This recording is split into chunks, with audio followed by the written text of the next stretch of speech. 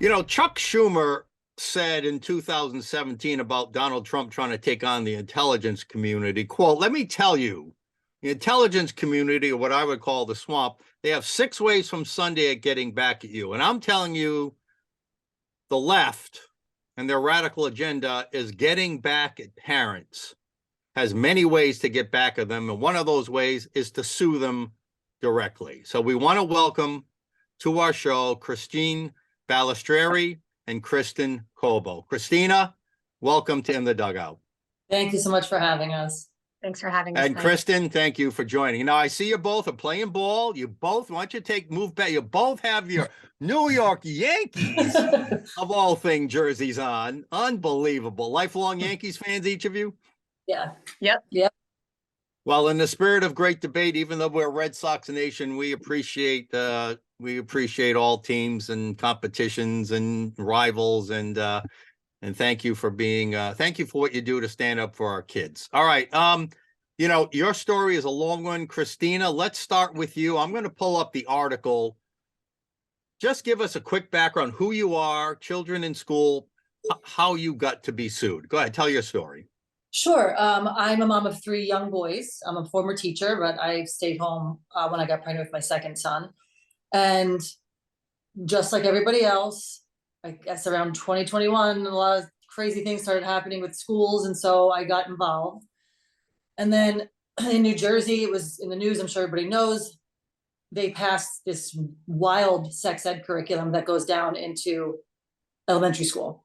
So once I saw that, I knew I really, really had to get involved. And I kind of— Is something passed statewide or in your school district? Yes, statewide to then be voted on in each district. The districts have to create the curriculum. Some districts— Your New Jersey Department of Education, or whatever it's called, they developed this overly sexualized curriculum. Yeah, they laid out the standards that have to be met, and then the districts have to decide to write curriculum that meet those standards. Yeah, same thing here. So yeah, so I kind of panicked, and I reached out to every group I could think of that might be able to help. And in doing that, I came across Kristen, who was doing the exact same thing separately. So we kind of joined forces and created a Roxbury parental rights group. And why don't we stop there? Why don't we stop there and let Kristen tell us a little bit about herself, then we'll pick up the story from where you left off. Go ahead, Kristen, tell us about you. Okay. So I am a licensed clinical social worker. I'm a licensed therapist specializing in children and families in New Jersey. I have 2 young children, a boy and a girl. And like Christina said, unfortunately, we were thrown into this fight for parental rights about 2 years ago when we realized that this curriculum and everything that was being pushed and mandated from a state standpoint was really a greater agenda to sexualize our children. And it was kind of meant to be for me to find Christina, because we were both, like she said, fighting individually, and we believe there's strength in numbers, and we joined forces. And I think we've been able to really empower some other parents in our town to stand up. And that's where we decided to start a group called Roxbury Parental Rights in Education, and really just start to engage and educate the parents in our town, because we knew that most people didn't know what was going on. We have a lot of parent groups popped up in Rhode Island. They're largely Facebook groups, but they are organized. They do have, is your group organized the same way, or are you an official registered company in the state, or? No, we're not official. We're just a grassroots movement. How many members, Christina, in your group, would you say? Well, it's interesting. Our original group had about 30 people in it, and then we felt, I don't love social media, but unfortunately that's kind of a necessary evil. So we talked, Kristen and I, and decided to move it to a Facebook group as well. And there are more in there. I'd say there's maybe 50 people in that one. All right, so whoever wants to pick up the story. So you form this group, you have concerns about what they're putting in front of your children. And eventually, I assume at some point you guys spoke out. Well, you tried to first work with school officials about certain books. Who wants to go with that? From the very beginning, we've tried to work with the school board, with the administration. I saw reports of books that were in schools. And I'm just a natural skeptic, so I didn't believe it. And I thought, I need to look at that myself. And so I researched it, and anybody can access their online database for the schools. So I did that and was floored that all the books, every time a new book popped up somewhere else in the country, I found it in Roxbury High School. And so I immediately, as I always do, told Kristen. We decided how to move forward, and we informed other parents. And then, Yeah, and I think for me, I grew up in this town. From the time I was in first grade, I went to Roxbury schools, had a great education, really loved the community. By the way, I don't think we established that's Roxbury, New Jersey, right? Roxbury Township, New Jersey. Yep. Yeah, not to be confused with Massachusetts, right? Right. So it was really a shock, as Christina said. We couldn't believe that this was the type of material that was being pushed in a school system. Forget the public library. This is in the schools.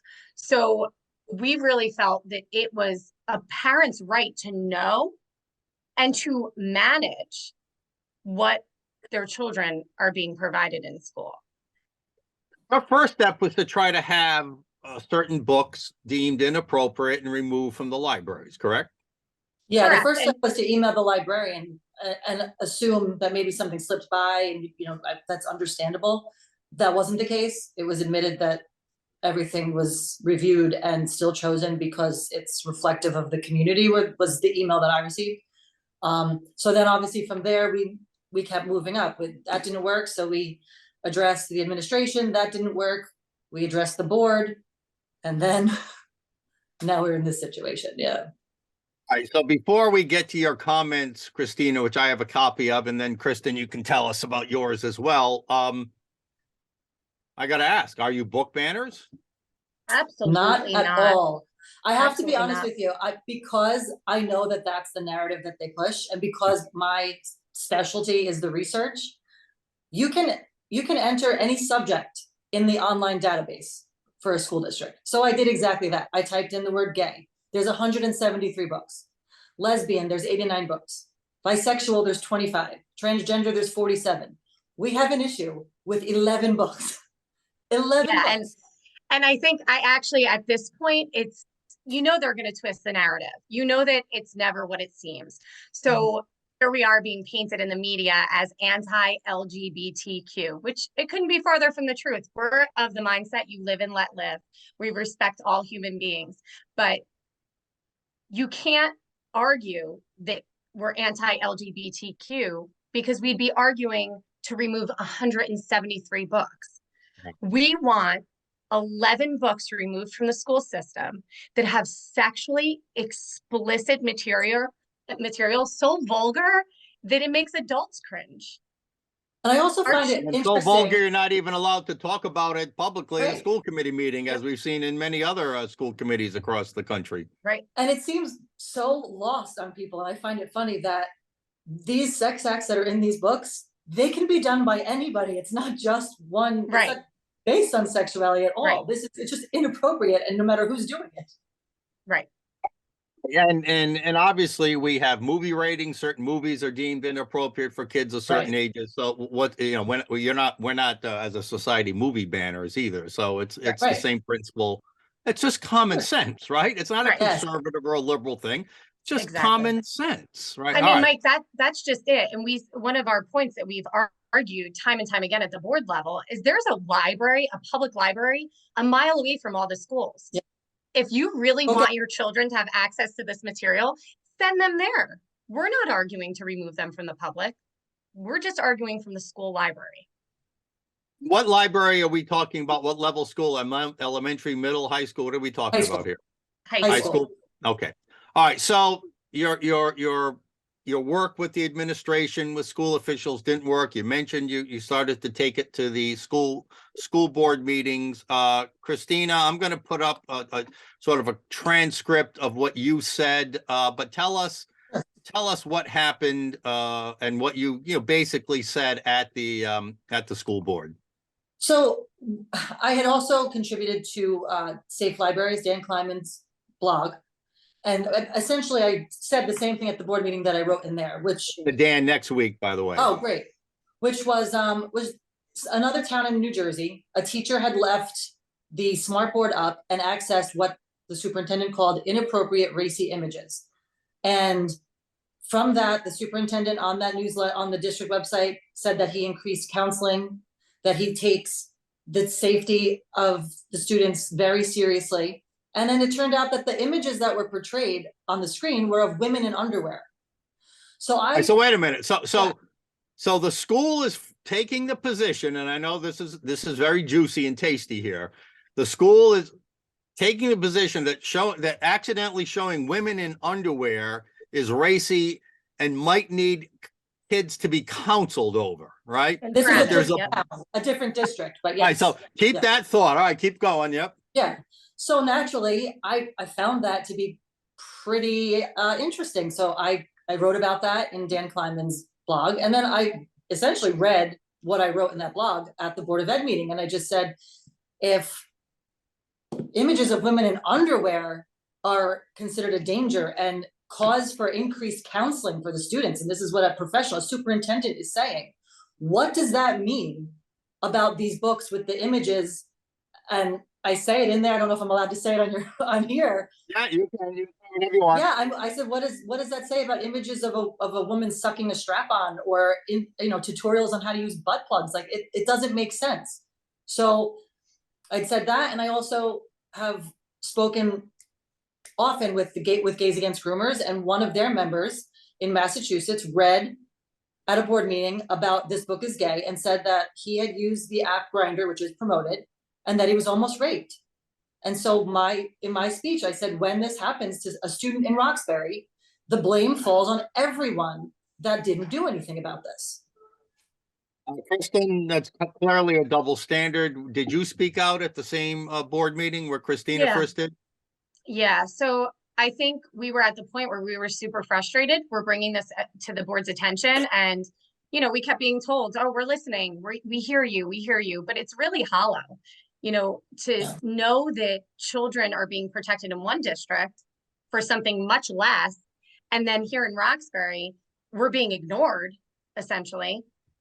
We were frustrated. So I spoke to the fact that if you took any of these books and any of these images and shared them with somebody under the age of 18 in public outside of school grounds, you could be charged with endangering the welfare of a child. That is the fact based on New Jersey statute. So why is it okay for any public school employee to make the decision to keep this in the hands of minor children without parental consent? So we've heard this argument. We've had parents on in Rhode Island, but what makes your case or your situation different and what they're claiming is that you personally libeled the librarian by referring to her as pushing pornography or being a child predator. So Christina, talk about the difference between generally objecting to a book in a public school library versus what they claim was a personal attack. Well, that whole narrative right now is very interesting because when you speak with Dan Kleinman, I'm sure he'll go over it in depth, but I have spoken to him many times. He's helped me tremendously. And one of the first things he told me was, do not call it pornography. Do not. They are ready for that. Don't call it that. So I told Kristen the same thing, and nowhere in here have we referred to it as pornography. Ever. What I did say in my speech, and they're saying there's a legal distinction between calling it pornography and sexually explicit material. Right, because Yes. the purpose of pornography is to elicit pleasure. And their argument is that these books are not put there to elicit pleasure. So it's the intent. So that's why we have to call it sexually explicit and pervasively vulgar or sexually graphic. Child predator was used, right? Referring to the librarian. Is that, I mean, which statement are they suing you over is what I'm asking. So I was comparing behavior of showing children sexually explicit images against their parents' consent as the behavior of a child predator. And then the other aspect that we keep seeing is that I think they're upset that we said that she's luring kids in. And in my speech, I said, she's luring kids in with an enticing banned books display, because one of the students was uncomfortable and sent us a photo in September of a front and center banned books display with all the titles on it. In fact, that banned book display, wasn't that really a way to rub it in your face to say, look, everybody, these are the books these parents, these evil parents want to ban. I'm going to put them on a display and I'm going to put them front and center in the library. I mean, so she was really haunting you in a sense. I mean, I know you can't comment legally about here, but it was the behavior of someone taunting you, wasn't it?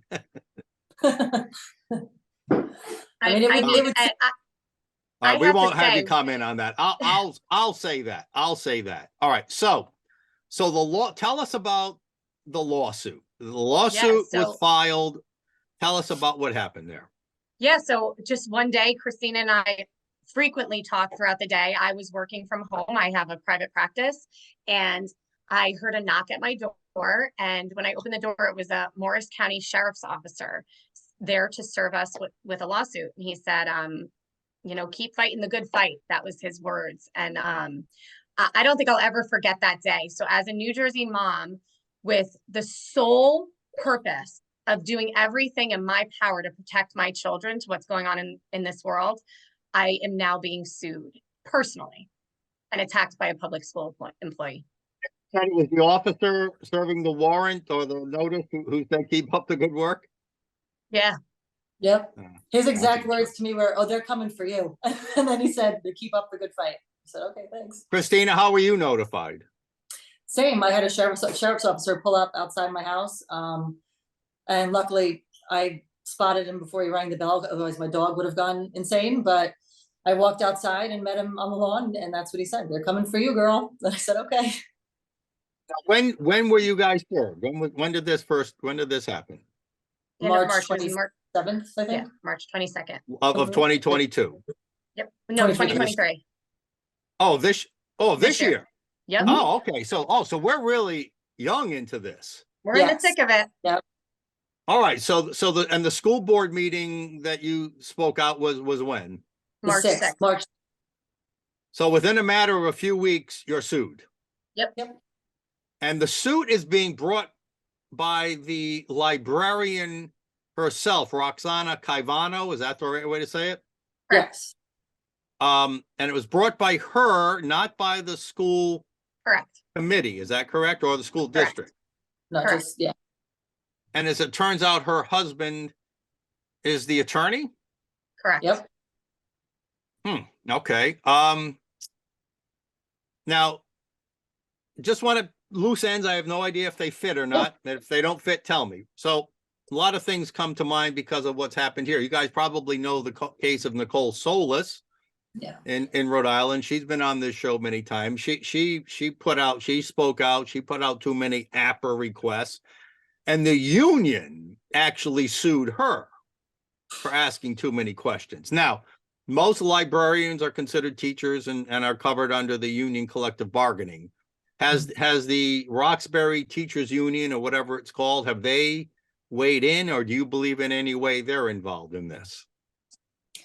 I'm not sure if they're involved in it. I know only thing I can speak to is what's on the audio files from a public meeting, which is where one of the members did come and speak in favor of the librarian and kind of against us, but I don't know what level of involvement. I don't know. One of the teacher union's members spoke at a subsequent school committee meeting supporting the librarian.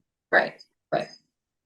Okay, but other than that, we don't know. Now we do suspect, and we're going to talk more about this with Dan Kleiman next week. Mm-hmm. We do suspect that there's a group that I didn't even really know about much before. The American Library Association is apparently, in fact, in my mind, there's a parallel between the American Library Association and the National Education and American Federation of Teachers, that they're both these membership organizations that have gone full Marxist left, fully want to indoctrinate kids with all kinds of radical theories and over-sexualized content. And they're just dedicated to pushing this stuff upon the kids. Is your school district or is that librarian, Ms. Caivano, a member of the American Library Association, if you know? I'm not sure. The only thing I know about the American Library Association is they are aware because they've been quoted, I believe in the article I sent you, they are quoted about our case. So what their level of involvement is, I'm not sure. It would be a speculation. I really have no idea. But I would imagine they are. Like the teachers union, they're aware of the case, they're commenting publicly Right. on the case, so Yeah. it certainly leads you to suspect that there could be a little bit behind the scenes there. We can't Right. know, right? Right. None of us can know that. Right, exactly. Kristen, now there are two other parents, right, who are also being sued? Correct. You Yeah. want to mention them and what their great sin was? Yeah, I won't speak specifically to their case, because it's different than ours. Oh, it's a separate case? Okay. Yeah, another Roxbury mom is being sued for also speaking out at the same board meeting, which audio files are online. And a father in town is being sued for sharing a New Jersey Project Facebook post that was shared about the banned book display. And they're being sued by the same librarian Correct. for libel or defamation or whatever, Same right? thing. Mhm. Wow. Okay, yeah, it says here 2 lawsuits. Now you guys have gotten quite a bit of media play. Have you gotten a lot locally? I know you've been on national news as well. Tell us a little bit about how you've been received in the media. Yeah, honestly, we knew when we entered this fight that it wasn't going to be easy. And I think for the most part, our attitude is that we're going to push through. We're going to not allow anybody to silence us to the things that matter. And we're going to continue speaking out. We ignore the twisted media attacks that we see and we power through. I think for the most part in our town and all across this nation, we have been getting messages, we've been getting emails on a daily basis, words of encouragement, people reaching out and saying, what can we do to help? Prayers, everything. I think for the most part, we feel so supported. And I think, Christina, how long did it take? We were on Fox News and within 5 minutes, I had a phone call and about 25 messages from people in states all across the country. So I think for the most part, people are waking up and saying, this is crazy. What are we doing? I think what also happened with this particular situation is, as part of our strategy to just inform parents what was out there, we created a website that actually had the photos from the books. Right. And because you can't share, I tried to share it on Facebook once and they threatened to suspend me. Figure that one out. So we created the website, which has now been viewed by people that are. What is the website? We'll show our viewers. It's actually www.rprie.org. And Those are the letters, rprie.org. Yeah, we're actually in a transition. So we were on a GoDaddy site, but just a parent in town reached out to us and just said, listen, I want to help you. That GoDaddy site can be shut down at any point. Look at this. Look at this.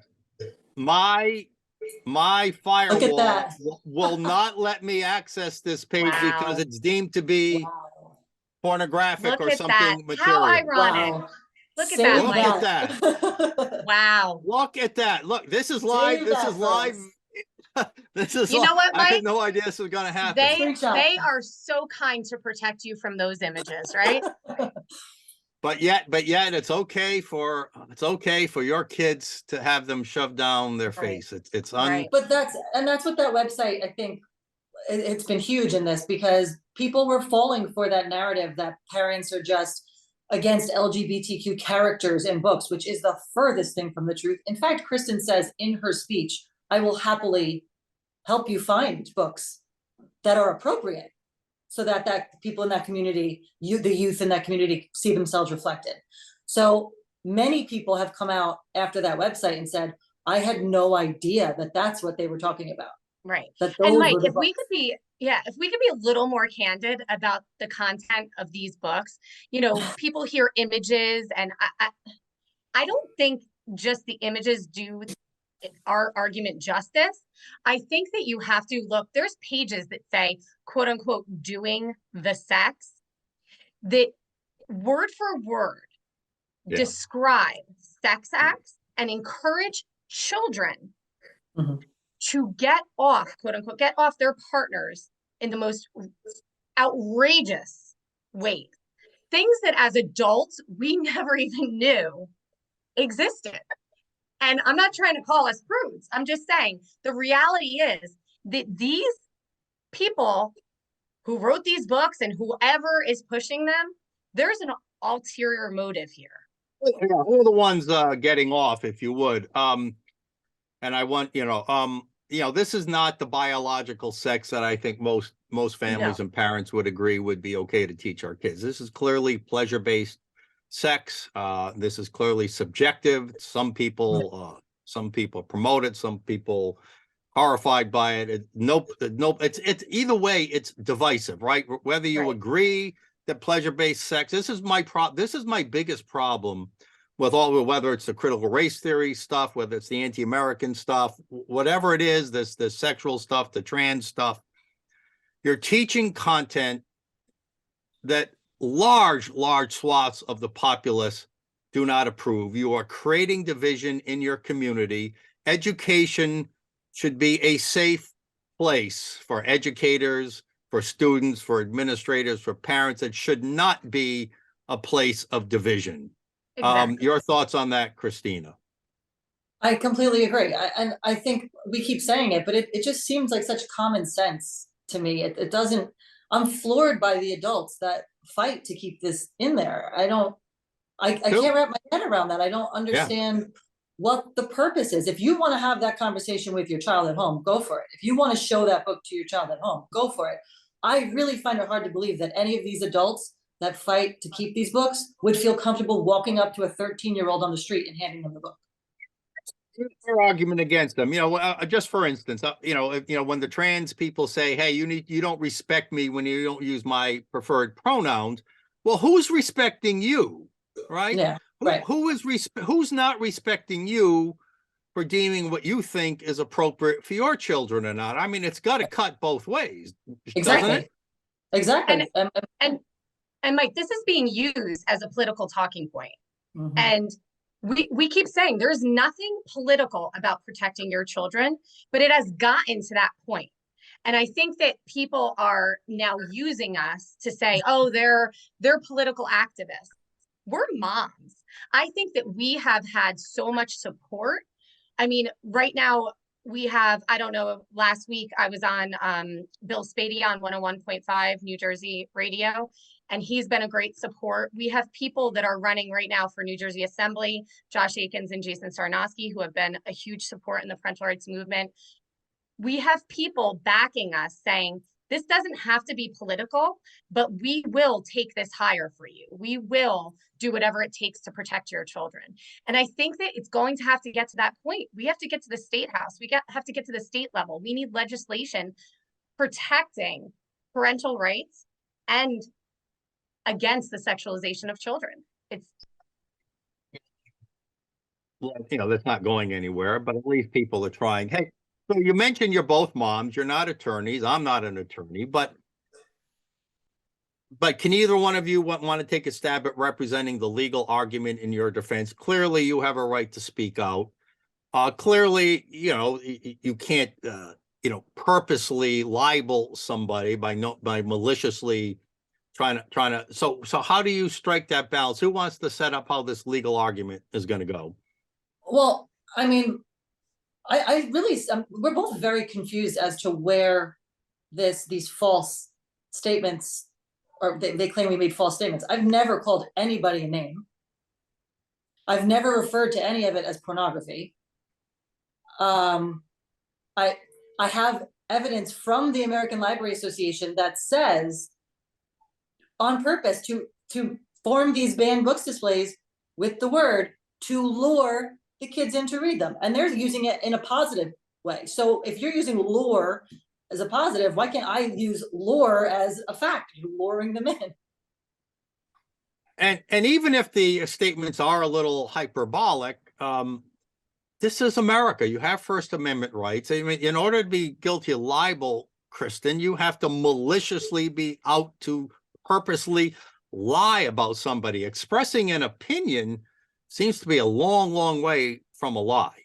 Right. And I think it's such a fine line. So what happens now? So here we are, two frustrated moms going to speak out about a public official where our taxpayer dollars go to pay the salary of every employee in that building, every employee in our district. That's where my $10,000 of my taxes are going there. You know how high our taxes are in New Jersey. So we're frustrated that nothing's happening. Nobody's taking our arguments seriously. And we use some valid points to say we're frustrated and why is this being allowed? Not specifically going in there to maliciously attack anyone. This isn't about one person. This is about collectively our school district not doing the right thing to protect the kids. So there was zero malicious intent. And we were two frustrated moms saying, isn't this behavior not okay? Wouldn't parents agree that this is stepping over the line? And for trying to protect the best interests of your children, right? It's just crazy. Right. Now, you mentioned your tax dollars, but I think there's more than that at play. If I understand it correctly, you guys are also issuing out your own private dollars to pay for private attorneys to defend yourselves, right? So this has placed a financial burden on your families, has it not? Yeah, absolutely. Yeah, extremely. And so you're at the early stages. What is the calendar here? So the lawsuit has been filed. Have you guys? You don't have to mention a name. Have you guys retained attorney? Are you working privately? I mean, together or individually on this? How does that work? Kristen and I are together with an attorney, and then the other two parents have gone their separate ways with their own attorney. Wow. So it's gonna, we know, and has there been an initial date yet or motion to dismiss or anything happen other than just the obligatory initial filings? Have you guys put your response in yet? Yeah. Well, unfortunately, what we're learning is that this moves very slowly. Yes. Yes. And every step of the way, we're hit with more fees. So I think that, in our opinion, this is absolutely a tactic to try to silence parents, because who has the money to continue to retain attorneys in order to speak out to protect your children, right? And in the plaintiff's case, it's her husband who's basically probably volunteering his time. Right. So are they actually suing? Is the complaint actually trying to sue you for compensatory damages? Yes. Yeah. They're trying to sue you for money, not to shut you up. They want to, but in essence, they want to shut you and other parents down, right? Right. In our opinion, yep. All right. So look, we know this is the tactic of the left. We know we can suspect that groups like teachers unions and the American Library Association are behind it. Maybe even the I don't know, is your school district itself considered woke? Do you consider it a woke school district? The majority of, I mean, as its seats, you know, conservatives, Republicans, liberals, Democrats, whatever. I'd say the district is moving in that direction pretty quickly. While Roxbury as a whole is a primarily conservative town. Wow, but yet you've got a far left-leaning school committee. All right, that's interesting. So I want to ask it this way, and I don't want to be insensitive to the pain and suffering you're going through and the cost you're going through. But in a way, is this lawsuit allowing you to bring more attention to this issue, to get your message out? Is that in any way a silver lining to this ordeal? I do think so. Christina and I were actually asked to speak earlier in the week at a parental rights rally at the State House, and we did so. And the way we feel, to be completely honest, is no one's going to silence us. No one's going to stop us from doing what's right for our kids. Nothing scares us except for this woke agenda and what it will do to our kids and everybody else's children moving forward. So we're not going to be silenced. We're going to continue to speak out. We're going to do so appropriately. And we're going to encourage other parents to stand up, because we only have one chance to get this right with our kids.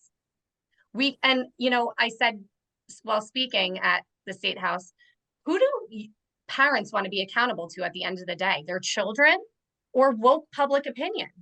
At the end of the day, are you going to say to your kids, I was afraid they were going to call me anti-LGBTQ? What do we teach our kids? If they lie about you, does it make it true? No. Right. So just speak your truth. Enabling that lie doesn't make it true either. Christina, let me ask this and then to get a final comment in this regard from each of you, but let's start with you, Christina. We have a lot of parents in this state who are speaking out on a large range of issues. We now believe there's a movement in this state, and we've seen it happening in other states, where if parents don't go along with certain teachings or coercions, especially the transgender, the kids could be removed from their families and parents seen as the danger to their own kids. And it appears as if they're working towards developing student housing, turning schools into 24/7 service centers, where if they remove a kid from their family, they have a place to put them and care for them. The ultimate slap in the face and infringement on parental rights. Now, we need parents to speak out when it comes to these issues. So, Christina, what is your advice? You know, we mentioned earlier, don't use words like pornography or personal attacks, but for parents who do want to speak out, and I agree with Kristen, they need to speak out, but they need to be smart about how they speak out so they don't get themselves in the same bind you're in. What is your advice to parents here in Rhode Island, Christina? My advice is something that I take very seriously myself, and it's research. Do cross the T's, dot the I's. You have to have every fact on your side. If it's about a book, you need to read that whole book, because they're going to ask you if you did. If it's about what you're saying is going on in the schools, we have a bill that was, or an executive order that was pushed for that too, for gender affirming care. That's going to be pushed through, in my opinion, through community schools and that whole model, which is the CDC push and the whole school. There are buzzwords that parents should listen for. Whole child is one of them. 100% community schools, absolutely. And once you hear those buzzwords, sometimes it's like a puzzle, but you have to dive deep to figure out where it's coming from, and then get out ahead of the game. Speak out at the Board of Ed meeting, tell other parents, this is what's going to come, because then when it does come, your credibility is increased. They realize, wow, she called it, or he called it. Can I add a buzzword? Yeah, great stuff, but I want you to address this, Kristen, but don't make it personal, right? Well, that's part of it, right? Don't attack a librarian or a school board member or a superintendent or anything like that. So go ahead, Kristen. Yeah, I was going to say another push that we keep hearing at board meetings and in the media, that these are our children too. Yes. They are not anybody else's children but yours.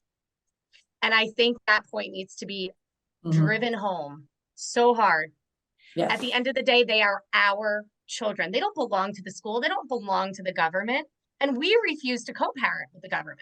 So people need to start realizing that these aren't messages of caring and messages of, oh, we're in this together. We're not in this together. I teach the morals and values that I want in my home. And that is none of your business in a school system. Right. Agree. Before we say goodbye, I want to give credit. I think Christine, I think you personally know Kristen. I don't know, but our dear friend, the super mom in our state, who's everywhere. She's not just everywhere in Rhode Island, but she seems to be everywhere across the country. And that's Lori Gaddis Barrett. She's the one that introduced all of us. Do you each know Lori? I don't. I do. I know Lori through social media and Signal. Yeah. Yeah, well, Lori's the one that, so I want to give credit for her for alerting us to this story. Yes. Look, it's a story that, you know, again, we've had a mom sued by the union. You're being sued by a librarian. Again, like there's so many ways this woke swamp can fight back at parents, monetarily, reputation wise, legally. It's really, but I thank you both for standing up, for not allowing yourselves to be silenced. We just got to be smart about, like we said, research, no personal attacks, how we fight out. Would you ladies be willing to come back on and advise us as your court case progresses? Anytime. All right. Well, we thank you so much for your time today. You're heroes.